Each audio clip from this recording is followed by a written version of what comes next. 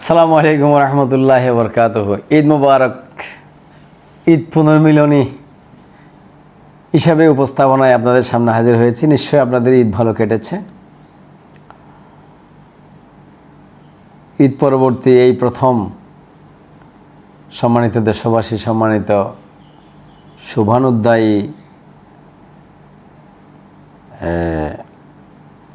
সম্মানিত বাংলা ভাষাভাষী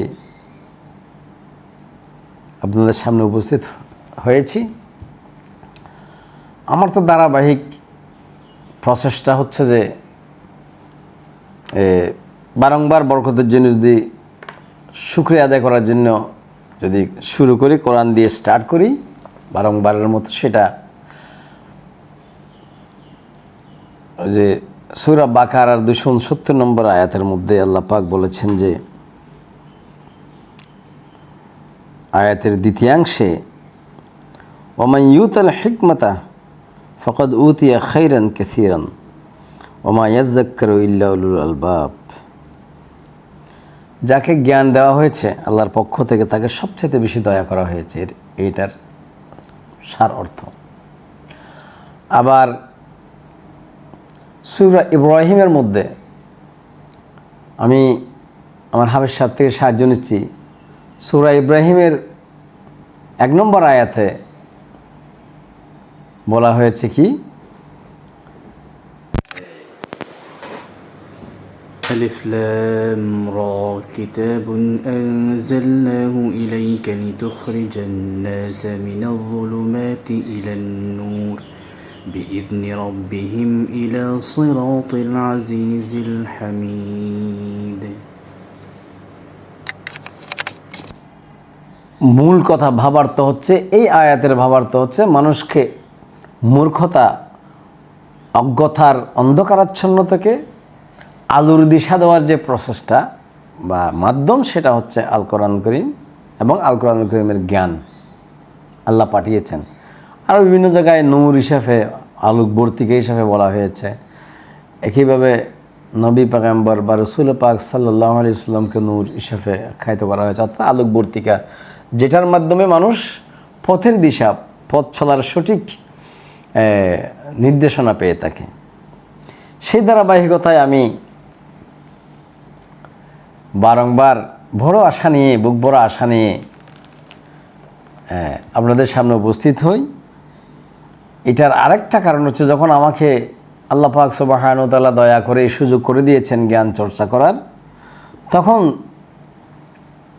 রসুল রেসালতের উত্তরসূরিতার দায়ভার হিসেবেও আমার কাছে এটা তখন আমি দায়ী হয়ে যাই। যেভাবে বলছেন কি, ইয়া আইয়ুহার রাসূল বল্লিগ মা উনজিলা ইলাইকা মিন রাব্বিকা ওয়া ইল্লাম তাফআল ফামা বাল্লাগতা রিসালাতাহু ওয়াল্লাহু ইয়াসিমুকা মিনান নাসি ইন্নাল্লাহা লা ইয়াহদিল কওমাল কাফিরিন। আল্লাহর পক্ষ থেকে যেসব নিদর্শন, যেসব জ্ঞান, যেসব আদেশ নিষেধ এসেছে, সেটা আমার কাছে যখন চলে আসছে, মানুষকার কাছে পৌঁছে দেওয়াটা আমার জন্য দায়িত্ব হয়ে যায়। এবং এটা দায়িত্ব পালন করতে গিয়ে প্রত্যেক প্রকার অনিষ্ট থেকে আল্লাহ পাক সুবহানাহু ওয়া তাআলা রক্ষা করবেন, সেটাও আমার কাছে 100% ভরসা আছে। আল্লাহ পাক তৌফিক দান করুক, আমিন। অনেক আশা নিয়ে আল্লাহর উপর ভরসা করে আমি একজন অধ্যবসায়রত এবং অধ্যয়নরত ছাত্র হিসেবে আমার জ্ঞান চর্চার অংশটুকু আপনাদের কাছে পৌঁছায় দেওয়াটা আমার কাছে অত্যন্ত জরুরি এবং অত্যন্ত আবশ্যকীয় বলে মনে করতেছি। সেটা যেমন আমার একটা উদ্দেশ্য, দ্বিতীয় উদ্দেশ্য হচ্ছে যে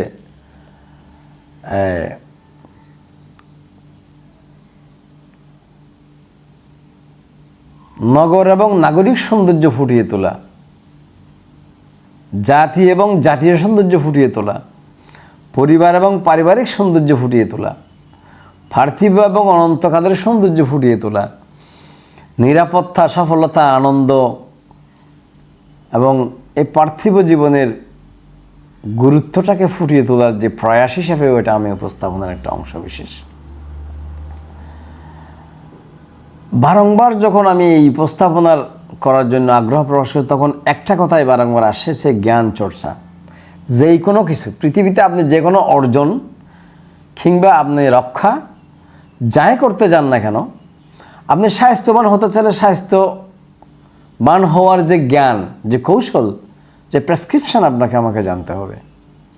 আপনি খেলোয়াড় হতে চাইলে খেলার প্রশিক্ষণ যেমন আপনাকে নিতে হবে, জানতে হবে, কোচিং যেমন নিতে হবে, পাশাপাশি আপনাকে যার চর্চাও থাকতে হবে। নাহলে তো আপনি এই খেলা খেললে হাসির পাত্র কিংবা নিজে হতাশগ্রস্ত হওয়া ছাড়া আর কোনো পথ থাকবে না। প্রসঙ্গক্রমে একটা কথা বলি, বর্তমান পৃথিবীতে আমরা মুসলিমরা নিপীড়িত বা অন্যরা আমাদের প্রতি নির্যাতন করতেছে, এই কথা যেভাবে বলে থাকি আমরা, সেটা যদি আপনি গভীর দৃষ্টিপাত করেন, দেখেন আপনি একটা চারা লাগাইলে এটা ফল ধরার আগ পর্যন্ত অত্যন্ত যত্ন, যে যত বেশি ওই চারাটার যত্ন করে সে তত বেশি ভালো ফল ওই গাছ থেকে পায়। আবার একটা গাভী যদি আপনি পালন করেন, এই গাভীকে যত বেশি যত্ন করবেন তত বেশি গাভীর বাচ্চা বা দুধ কিংবা তার উপকারিতাগুলো আপনি ভোগ করতে পারবো। একইভাবে এমন কোনো বিষয় না, এটা ব্যবসা হোক, এটা চাষাবাস হোক, কিংবা সেটা আপনার চাকরি হোক, কিংবা যে কোনো একটা কর্ম হোক, এটা রান্না হোক না, এটা রান্না যত বেশি যত্ন করে করা হয় তত বেশি এটার উপকারিতা, এটার টেস্ট, এগুলো উপভোগ করা হয়। দুর্ভাগ্যজনকভাবে জাতি গঠনের জন্য আল্লাহর কুদরতি বৈশিষ্ট্যের যে মা জাতি, যেখান থেকে একটা সন্তান জন্মগ্রহণ করে তার প্রভাবে প্রভাবিত হয়ে একটা সুন্দর সন্তান, সুন্দর জাতি গঠন করা সম্ভব, অত্যন্ত দুর্ভাগ্যজনকভাবে আমরা হাজার প্রকার প্রতিবন্ধকতা তৈরি করে বিভিন্ন লেভাসে সেই মা জাতিকে নিগৃহীত, অপদস্থ, অপমানিত এবং দাসী বাদের মতো করে একটা পর্যায়ে আমরা করে রেখেছি। এখন সেই মুসলিম জাতির মহিলাদেরকে যদি এইভাবে রাখা হয়, সেখান থেকে উৎপাদন, প্রোডাকশন যেটা হবে, যে জাতি তৈরি হবে, সেটা সাহসী, বিজ্ঞানী, সৎ, উদার, দূরদর্শী এরকম হওয়া সম্ভব। আমার এই প্রসঙ্গটা আপনি বিবেচনা করবেন সেই আশাই করতেছি ইনশাল্লাহ। যাই হোক, এই বিষয়ে আর বেশি কথা বললে হয়তো জ্ঞান বিজ্ঞানের সীমাবদ্ধতার কারণে আবার ওটা চর্চা না করে আমাকে নিয়ে চর্চা করতে পারে, সেটাও, এই পরিবেশ তো আছেই। দুর্ভাগ্যজনকভাবে অজ্ঞতা এমন এক অপরাধ, এমন এক অন্ধত্ব, তার প্রথম শর্ত হচ্ছে সে যে অজ্ঞ সেটাই সে বুঝতে চায় না, সে স্বীকার করে না, আনফর্চুনেটলি।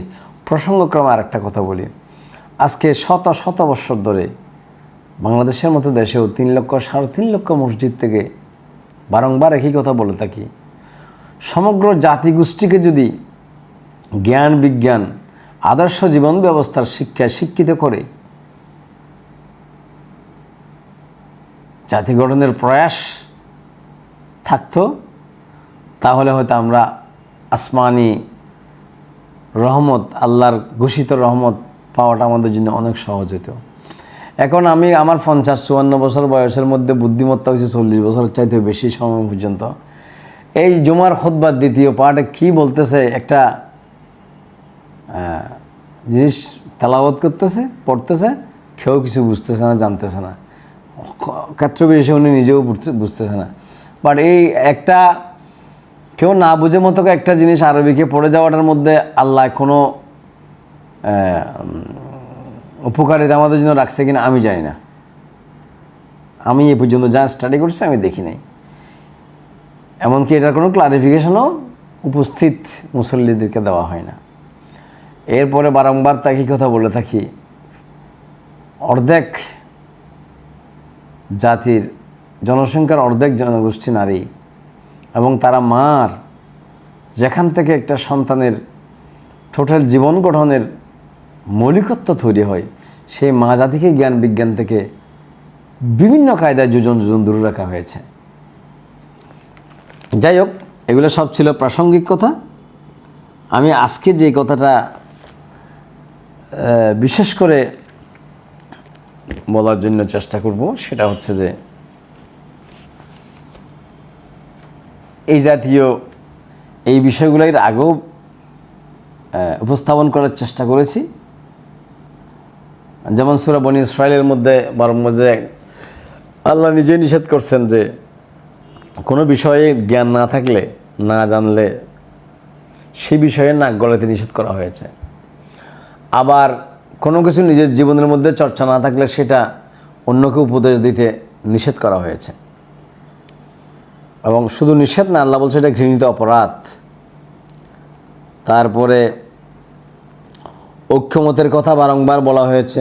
আবার সূরা ইউনূস, সূরা লুকমানের মধ্যে বলা হয়েছে যে জ্ঞান বিজ্ঞানের সীমাবদ্ধতার কারণে মানুষ না বুঝে যেমন বিরোধিতা করে, আবার না বুঝে সে অমান্যতাও করে, না বুঝে সে জানার ভানও করে। এখান থেকে আমাদেরকে মুক্ত থাকতে হবে। এই কথা বলার পেছনে যে কারণটা হচ্ছে যে আমি যখন সমাজ চিত্রটাকে দেখি, প্রায় সময় বলে থাকি যে যত ভয়ঙ্কর বিষয় আছে তার মধ্যে অল্প বিদ্যা হচ্ছে সবচেয়ে বেশি ভয়ঙ্কর। আর যেটা আছে আমাদের সমাজের মধ্যে প্রচলিত সেটা জীবন চর্চাবিহীন জ্ঞান আর জ্ঞানবিহীন জীবন চর্চা, দুইটা আরও বেশি ভয়ঙ্কর। না জেনে গাড়ি চালালে আপনি অ্যাক্সিডেন্ট করবেন, সেটা যেমন ভয়ঙ্কর, তেমন করে আপনার জানা বিষয়টা যদি আপনি প্র্যাকটিস না করেন, আপনি সারা বছর নিজেকে একটা বিষয়ে বিজ্ঞ বলে প্রকাশ করে যাচ্ছেন, বাট এটার কোনো ধরনের চর্চা করে আপনি একজন নিজেকে রাঁধুনি হিসেবে প্রকাশ করতেছেন, বাট আপনার জিন্দগিতে কোনো দিন কাউকে রাঁধি খাওয়ার নাই, আপনি নিজেও খান না রাঁধি, তাহলে এই রন্ধন শিক্ষার তো কোনো ভ্যালু নাই। আনফর্চুনেটলি আমাদের দেশে হয়ে থাকতে তাই। আবার কোনো কোনো ক্ষেত্রে দেখা যাচ্ছে কি সে কাজ শিখেছে ড্রাইভিং, সে করতেছে হোটেলের শেফগিরি, কোনোটার সাথে কোনোটা যাচ্ছে না। আবার সে ড্রাইভিং না শিখে সে ড্রাইভিং করতেছে, অ্যাক্সিডেন্ট করতেছে। এভাবে আরও, এটা হচ্ছে উদাহরণের জন্য বলতেছি, বাইরে ভাই কেন বলতেছি, বাংলাদেশের, স্পেশালি বাংলাদেশে আমি বলবো সবচেয়ে ভয়ঙ্কর যে যা চর্চা আছে সেটা হচ্ছে যে মূল বই না পড়ে অথবা মূল বইয়ের অংশ বিশেষ পড়ে সাজেশন, কোচিং, টেস্ট পেপার এগুলো নিয়ে এত বেশি ব্যস্ত। যদি টোটাল জ্ঞান চর্চা, জীবন চর্চার মৌলিক অংশ যদি 100% ভাগ করেন, মূল বইয়ের চর্চাটা, মূল জ্ঞান চর্চাটা আছে 10%, 90% either suggestion or coaching or টিচারের কাছে, অথবা টেস্ট পেপার, অথবা পরীক্ষা ইত্যাদি ইত্যাদি নিয়ে ব্যস্ত। সে তো কোনো দিনও, এই যে আমাদের যে মেডিকেল এবং বিভিন্ন ভর্তি পরীক্ষা যখন আমরা প্রথম, দ্বিতীয়, তৃতীয় যারা হয় তাদের থেকে ইন্টারভিউ করা হয়, তারা কি বলে, যারা মূল বই পড়ে নাই তাদের কোনো দিন এখানে ভালো করবে না। ঠিক একইভাবে আল্লাহ পাক সুবহানাহু ওয়া তাআলা কর্তৃক প্রদত্ত জীবন বিধান হচ্ছে আল কোরআনুল কারীম। অত্যন্ত দুর্ভাগ্যজনকভাবে আমাদের দেশে আল কোরআনুল কারীম না পড়ে, এই মূল বই না পড়ে, হাজার প্রকার গ্রন্থ পড়ে সে নিজেকে বিভিন্ন উপাধিতে ভূষিত করে বয়ান করে যাচ্ছে, মসজিদ কন্ট্রোল করতেছে, মাদ্রাসা কন্ট্রোল করতেছে, সমাজ কন্ট্রোল করার চেষ্টা করতেছে, মানুষের জীবন নিয়ে তার সিদ্ধান্ত গ্রহণ করার সে মতো বিভিন্ন চর্চা করতেছে। অথচ সে কোরআন পড়ে নাই। কোরআনে আল্লাহ পাক কি বলেছেন জীবন বিধান হিসাবে, সেটার পরিবর্তে কোরআনের ব্যাখ্যার নাম দিয়ে, কোরআনের ফতোয়ার নাম দিয়ে, কোরআনের মাসালার নাম দিয়ে হাজারো টেস্ট পেপার, হাজারো সাজেশন বই, হাজারো কোচিং, হাজারো টিচিং, এগুলো নিয়ে মানুষকে মানে জ্ঞানবিহীন জ্ঞান দিয়ে নিয়ন্ত্রণ করা হচ্ছে। এটা আমাদের দুর্ভাগ্যের অত্যন্ত কারণ। তার আরও কিছু উদাহরণ আমি দিই, এটার প্রভাব আরও কোথায় কোথায় পড়ছে দেখেন। সেটা হচ্ছে যে প্রথম কথা, প্রতিষ্ঠানগুলোকে খণ্ড বিখণ্ড শিক্ষা নীতিতে ভাগ করা হয়েছে। কোনোটা ইসলামী মাদ্রাসা, কোনোটা কওমি মাদ্রাসা, কোনোটা সুন্নি মাদ্রাসা, কোনোটা বাংলা মিডিয়াম, কোনোটা ইংলিশ মিডিয়াম, কোনোটা সরকারি প্রাইমারি স্কুল, কোনোটা কিন্ডারগার্টেন, হাজারো তকমা দিয়ে এগুলোকে খণ্ড বিখণ্ড করে ফেলা হয়েছে। বিকজ তারা তো কেউ মূল জ্ঞানের দিকে কেউ নজরদারি করতেছে না আমার হিসেবে আর কি। তারপরে কর্মক্ষেত্র এবং বাস্তবতা দেখেন, কেমিস্ট্রিতে মাস্টার্স করছে, সে করছে ব্যাংকের ম্যানেজার বা ব্যাংকে চাকরি করতেছে, ব্যাংকও শেষ, কেমিস্ট্রিও শেষ, কোনোটা কাজে আসতেছে না। এরকম হাজারো উদাহরণ আমাদের দেশে আপনি পাবেন। ঠিক শিক্ষা ব্যবস্থা তো সেম। উনি মুহাদ্দিস হিসাবে কওমি মাদ্রাসা থেকে পাস করতেছে, আর ওটাকে টোটাল বডি বাস করে রাখে দিয়ে বিদেশ গিয়ে মসজিদ ঝাড়ু দিচ্ছে কিংবা আরেকটা করতেছে, অথবা দেশের মধ্যে এমন একটা কাজ করতেছে যেটা ওনার লেখাপড়ার সাথে কোনো ধরনের সম্পর্ক নেই। অতএব লেখাপড়াও কোনো কাজে আসলো না, যেই কাজটা করতেছে সেটা অনভিজ্ঞ কাজ। একইভাবে স্কুল, কলেজ, ইউনিভার্সিটির ক্ষেত্রেও সেম। অতএব এই অসামঞ্জস্য দর্শন বা নীতি আমাদের পরিবর্তন করার জন্য আমি ঈদ পরবর্তী উপস্থাপনাতে সকলকে আহ্বান করতেছি। তারপরে ধরেন সমাজ বিজ্ঞানে লেখাপড়া করছে, সমাজকে কিভাবে সুন্দরমণ্ডিত করবে, সমাজ বিজ্ঞান আর কি, চাকরি করতেছে মার্কেটিংয়ে, প্রোডাক্ট কীভাবে বিক্রি করবে সেটাতে, অথবা যে হায়ার করতেছে তাকে সে হায়ার করতেছে। এভাবে শিল্প কারখানা থেকে শুরু করে এমন কোনো সেক্টর নাই যেখানে অসামঞ্জস্য শ্রমিক ছাড়া বাকি ম্যানেজমেন্ট যা আছে, সুপারভাইজার থেকে শুরু করে বা মিড ম্যানেজমেন্ট থেকে শুরু করে সব ক্ষেত্রে অসামঞ্জস্য লোকজনকে দিয়ে কর্মক্ষেত্র বলেন, শিক্ষা প্রতিষ্ঠান বলেন, সব কিছু পরিচালনা করা হচ্ছে। আবার অসংলগ্ন জীবনযাপনকারী ব্যক্তিকে আমরা আউলিয়া বুজুর্গের নাম দিয়ে যেমন অনেক কিছু করতেছি, আবার অতি বিজ্ঞ, অতি জ্ঞানী, অতি সৎ মানুষকে আমরা অকেজো নাম দিয়ে, সেকেলে নাম দিয়ে ফেলে রাখতেছি, দুর্ভাগ্যজনকভাবে, অত্যন্ত দুর্ভাগ্যজনকভাবে। মূর্খ, অজ্ঞ, চারিত্রিক বৈশিষ্ট্যের সৌন্দর্যবিহীন মানুষ সমাজের নেতৃত্ব দিচ্ছে, আবার অভিজ্ঞ নেতৃত্ব দেওয়ার ক্ষমতা রাখা এমন লোককে এক্সাইট করে রাখা হয়েছে।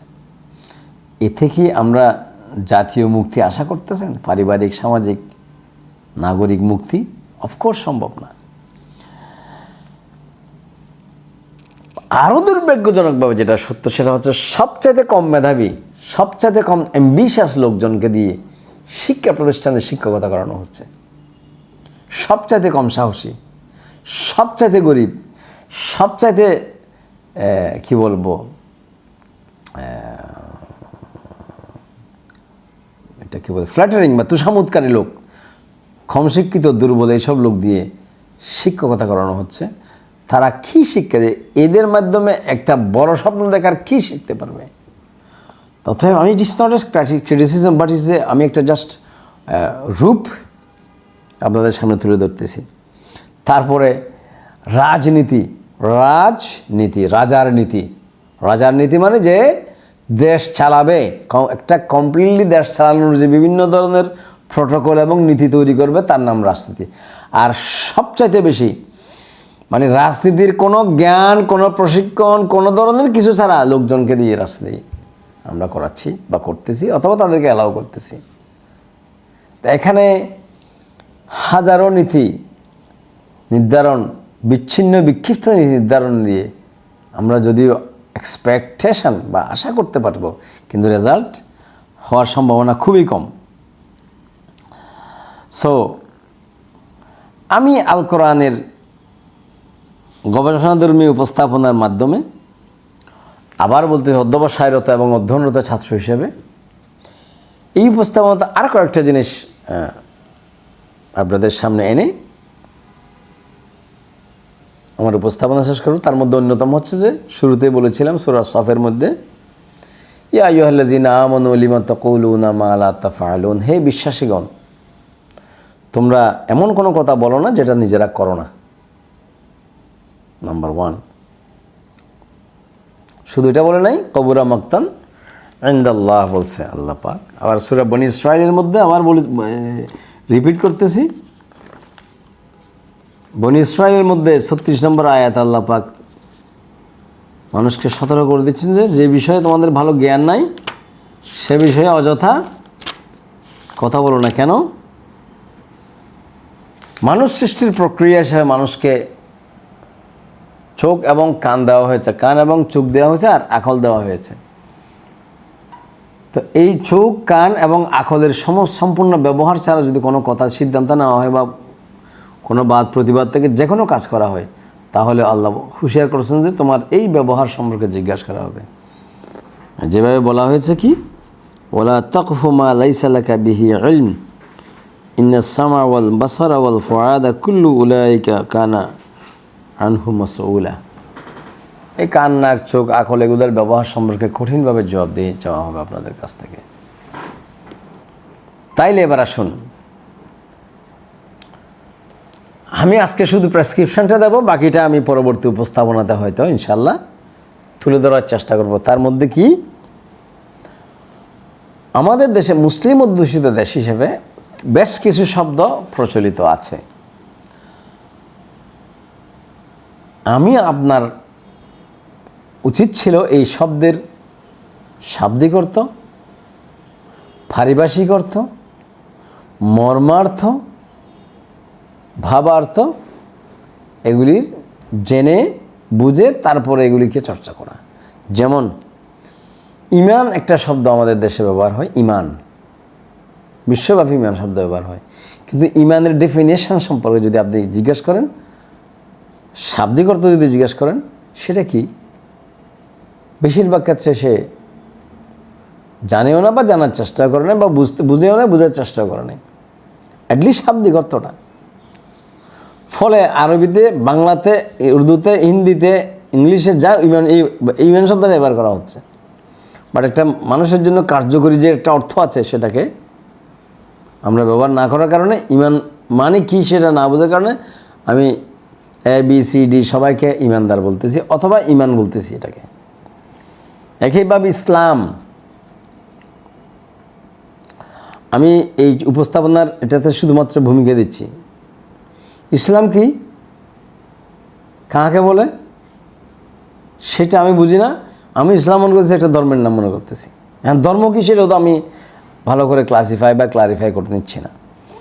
একইভাবে মুসলিম, সিমিলারলি মুসলিম শব্দের অর্থ কি, মুসলিম কাকে বলা হয়েছে, মুসলিম কি রেডিমেড জিনিস না এটাকে একটা নির্দিষ্ট ক্যারেক্টার অর্জন করার পর তাকে মুসলিম বলা হয়, বা একটা নির্দিষ্ট ক্যারেক্টার অর্জন করার প্রক্রিয়াকে মুসলিম বলা হয়, সেটা আমাদের জেনে নেওয়া উচিত ছিল। দুর্ভাগ্যজনকভাবে আমরা সেটা না জেনে মুসলিম জাতি বলতেছি অথবা ওকে মুসলিম বলতেছি, এটা মুসলিম বলতেছি, নামও মুসলিম, খামও মুসলিম, অথবা নামে মুসলিম খামে নাই, খামে মুসলিম নামে নাই, ইত্যাদি আসতেছে। এইসব বিষয়ে আমি আপনাদের বিবেকের কাছে প্রশ্ন করার জন্য উপস্থাপন করতেছি। আল্লাহ পাক বলছেন যে কি, ইন্না হাদাইনাহুস সাবিলা ইম্মা শাকিরা ওয়া ইম্মা কাফুরা। আমি তো এই বিবেককে ব্যবহার করার জন্য তোমাকে ভালো মন্দ প্রত্যেককারী একটা সফটওয়্যারটা সেট করে দিয়েছি, এটা ব্যবহার না করে কেন এদিক সেদিক ছোটাছুটি করতেছ, এই ব্যাপারে কঠিন শাস্তির ঘোষণা দেওয়া হচ্ছে। এবার আসেন প্রচলিত শব্দ, আমি বারবার জাকাত, এই জাকাতের শব্দ কি, এটার অর্থ কি, এটার ব্যবহারিক অর্থ কি, কোত্থেকে আসলো, কখন আসলো, এটা কি শুধুমাত্র আমাদের এই যুগে আসছে নাকি এটা একদম পৃথিবীর শুরু থেকে ছিল, এটার আসল ব্যবহারিক অর্থ কি, এগুলো আমাদের জেনে নেওয়া দরকার। যেমন ওয়াজ, হ্যাঁ ওয়াজ কি, কী অর্থ, আপনি ওয়াজকে কীভাবে এটাকে অর্থায় মানে ব্যবহার করতেছেন। খুতবা প্রচলিত, এই যে খুতবা, খুতবা শব্দের অর্থ, এটার যে কার্যকারী অর্থ, এটার ভাবার্থ, এইটার পারিভাষিক অর্থ, এটার সামনে যেমন বুঝি না বোঝার কারণে এটার যে উপকারিতাগুলো আছে সেগুলো আমরা কোনো সময় ব্যক্তি এবং সমাজে, রাষ্ট্রে কোথাও অ্যাপ্লাই করতে পারিনি। তারপরে তাকওয়া, আমি একটা যতটুকু সম্ভব একটা নাম বলতেছি। আমরা যারা শ্রোতামণ্ডলী আছেন, স্পেশালি যদি আলেম, খতিব, ইমাম সাহেব থাকেন, টিচার থাকেন, স্টুডেন্ট যদি এরকম মাদ্রাসার স্টুডেন্ট কিংবা শিক্ষার্থী থাকেন, আমি আপনাদেরকে বিনীতভাবে অনুরোধ করবো এই শব্দগুলো নিয়ে আপনারা নিজেরা আগ্রহ প্রকাশ করে জেনে নেবেন। তাকওয়া, তাকওয়া শব্দের অর্থ কী, অথবা সেটার পারিভাষিক অর্থ কী, এটার বিস্তৃত অর্থ কী। তারপরে ধরেন সিরাতুল মুস্তাকিম প্রতিদিন পড়তেছি আমরা প্রচলিত নামাজের মধ্যে, সেটা কী জিনিস, কী চাইতেছি আমি, পাইছি, পাবো, কতটুকু পাইছি, কবে পাইছি, পাবো কি না, কখন পাবো, এই সিরাতুল মুস্তাকিম সেটার কোনো আমাদের কাছে কি নাই। তারপরে মাসালা, এই যে মাসালা, মাসালা কী জিনিস, কোন জিনিসকে মাসালা বলা হয়, এটা কি আমাদের দৈনন্দিন জীবনের প্রয়োজনীয় কোনো জিনিস নাকি এটা অবস্থার প্রেক্ষাপটের কোনো জিনিস। তারপরে বলা হয় যে জিহাদ, হোয়াট ইজ জিহাদ, জিহাদ শব্দের শাব্দিক অর্থ কী, এটার কার্যকরী অর্থ কী, এটা ভাবার্থ কী, এটার উপকারিতা কী, এটার অপকারিতা কী, এটার নিয়মকানুন কী।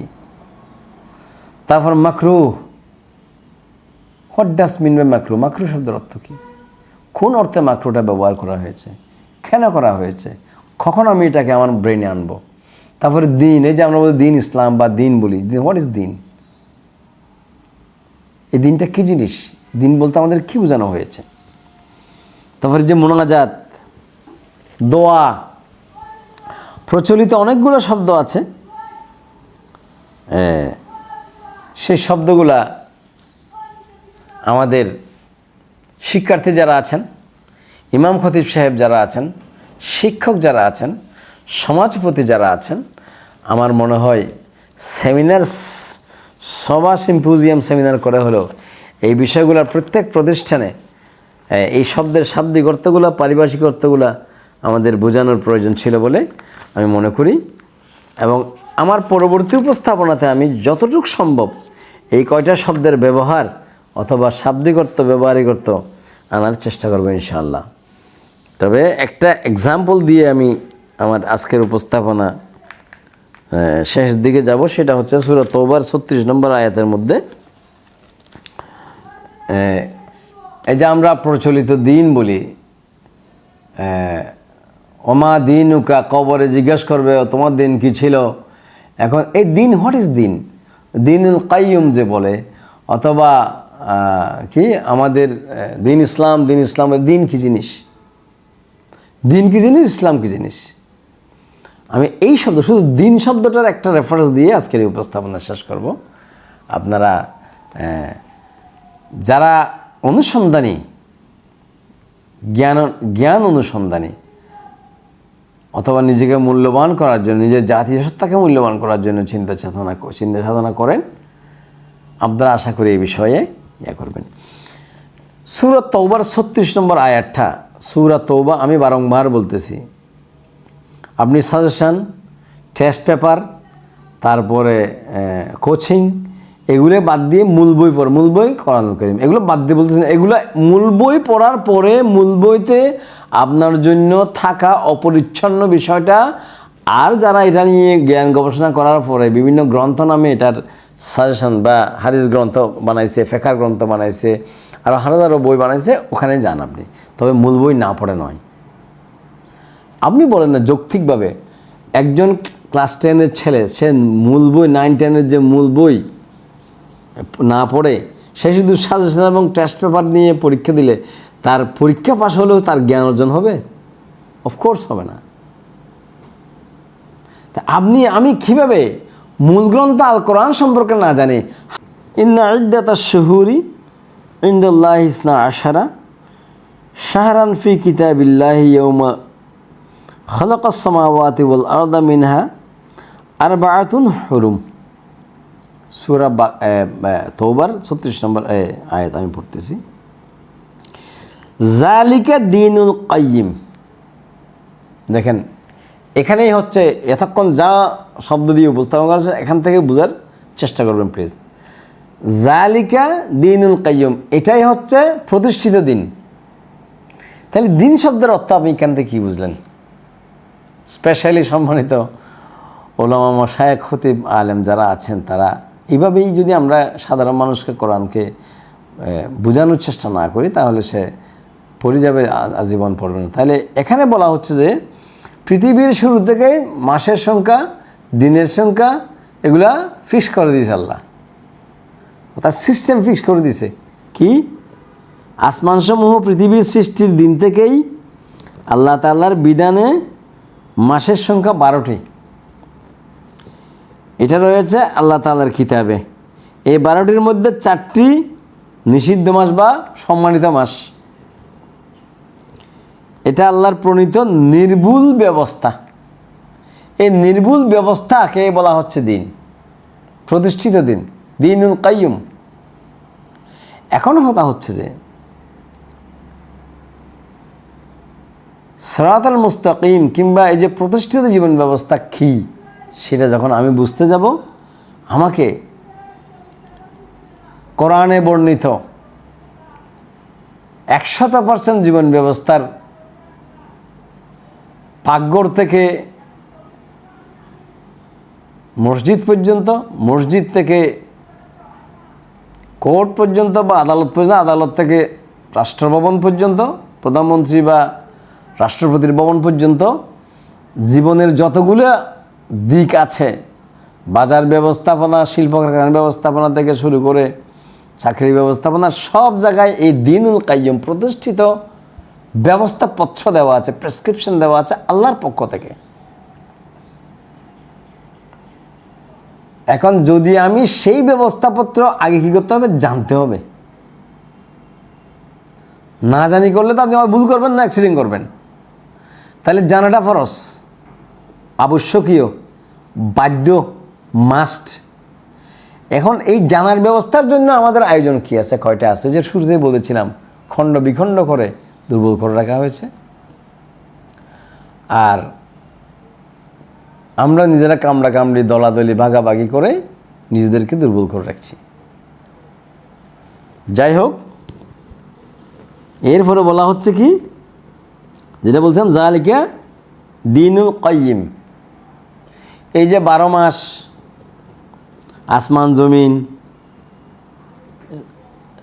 এগুলো যে কিতাবে বর্ণিত আছে আল্লাহর কিতাবে, এগুলি হচ্ছে দিনুল কাইয়ুম। ঠিক একইভাবে বাকি যত বিষয় আছে এগুলো সব কোরআনের মধ্যে ফিক্স করা আছে। আচ্ছা,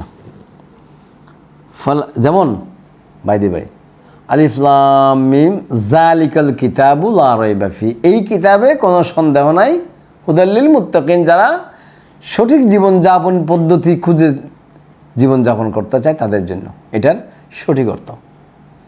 অর্থাৎ আল্লাহ প্রদত্ত বা আল্লাহ গৃহীত বা আল্লাহ দ্বারা হুকুমকৃত সঠিক জীবনযাপন পদ্ধতির যে অনুসরণ করতে চায় তার জন্য এটা হচ্ছে নির্ভুল জীবন ব্যবস্থা গ্রন্থ, কিটা? আল কোরআনুল কারীম। ঠিক একইভাবে বলতেছে যে যালিকা দিনুল কাইয়ুম, এই কোরআনে বর্ণিত আছে তার প্রতিষ্ঠিত দিন ব্যবস্থা। ফালা তাজলিমু ফীহিন্না আনফুসাকুম ওয়া কাতিলুল মুশরিকিনা কাফাতান কামা ইউকাতিলুনাকুম কাফা ওয়া আলামু আন্নাল্লাহা মাআল মুত্তাকিন। অতএব তার ভিতরে হানাহানি করে তোমরা নিজেদের উপর জুলুম করো না, তোমরা একসাথে মিলিত হয়ে মুশরিকদের সাথে যুদ্ধ করবে, অর্থাৎ মোকাবেলা করবে, যেমনিভাবে তারাও একসাথে তোমাদের বিরুদ্ধে লড়াই করে। জেনে রেখো, যারা তাকওয়া অবলম্বন করে আল্লাহ তাআলা অবশ্যই তাদের সাথে রয়েছেন। এখন তাকওয়া কি? তাকওয়া মানে আল্লাহ, আবার বলছে আল্লাহর দেখানো, আল্লাহর শিখানো, আল্লাহর কাছে গৃহীত জীবনযাপন বা যে কোনো কৌশল, যে কোনো নীতির নাম হচ্ছে তাকওয়া।